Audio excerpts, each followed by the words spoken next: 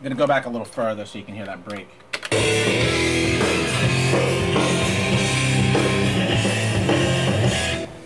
I'd say somebody would do a straight edge band in year 2002 for the same reason they do a straight edge band in 1982.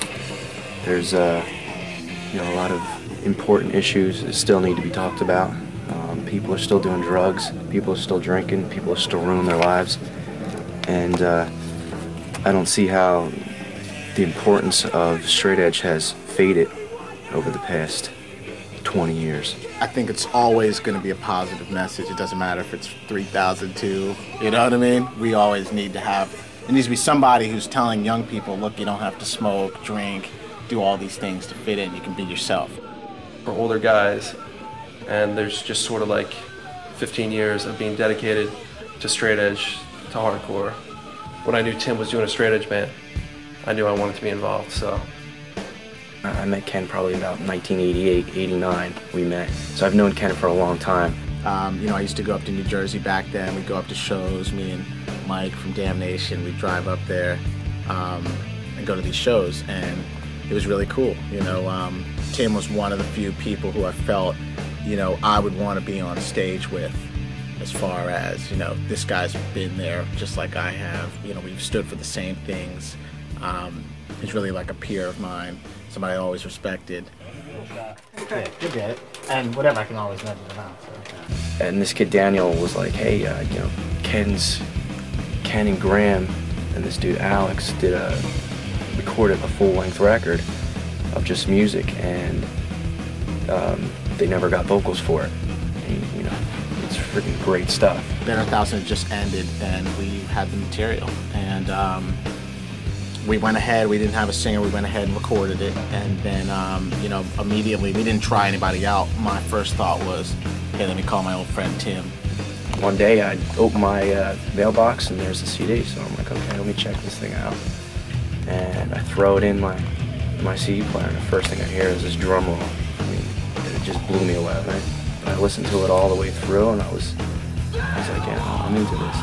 This is good quality, straight edge hardcore. This is something I would be into doing. So, you know, I gave Ken a call. I told him what I thought about it, and we kind of made some dates for me to come down here in DC and do some vocal tracks.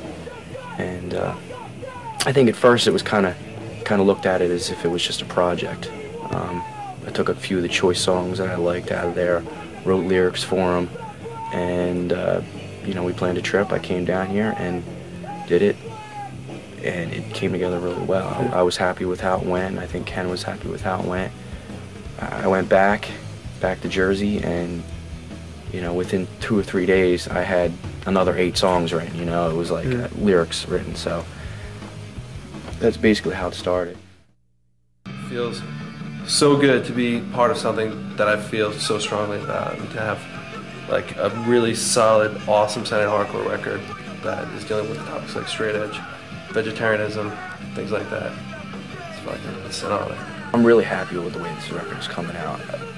Basically because we've had a lot of time to spend on this. You know, any other record I've ever done, it's always you get in the studio, you got 2-3 days in the studio tops. You know, I'm getting in there, I'm belting out these lyrics, blowing my voice out, you know, doing the best that I can in the time frame that we have.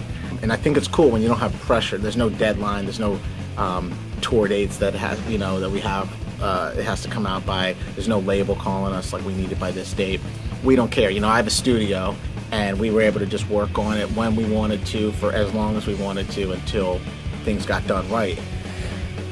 Well, in previous bands that I've done, it's always like, you know, like Mouthpiece was, you know, me and a couple friends, and you know, we were young kids. We had never done it before. You know, we started off, and we just started from scratch.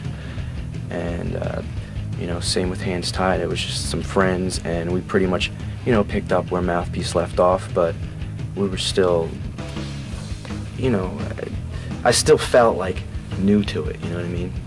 But with Face the Enemy, I mean, it's made up of a bunch of guys who've done numerous bands. We're all guys we've pretty much been involved in the scene for a good amount of time. You know, we've all been going to shows for a long time. We've all been straight edge for a long time. and it kind of shines through in the record, particularly I think Tim's vocals this time around are just like, just about as much from the heart as you can freaking get. I'd like to play in an awesome band with my friends. I'd like to tour the world. And again, to turn kids on to, you know, a positive lifestyle. You know, give up the booze, give up treating people badly, turn kids on to respecting themselves, and conversely, you know, respecting each other, respecting animals, you know. Turn some kids on to vegetarianism. It would mean a lot to me. I think Tim's really singing out to the kids. It's a release for me. It's a huge release. You know, I've been in hardcore for a while, and you know, it means a lot to me. And to get up on stage and get up there and scream about all these things that I just feel are so important, it's just a huge release. You know, to just get up there and just jump around and just, you know, go crazy, and then to look out there and see, you know, piles of kids that are feeling what you're feeling, that are, you know, they're being touched by your words, you know. Like, that's what I want to get out of this.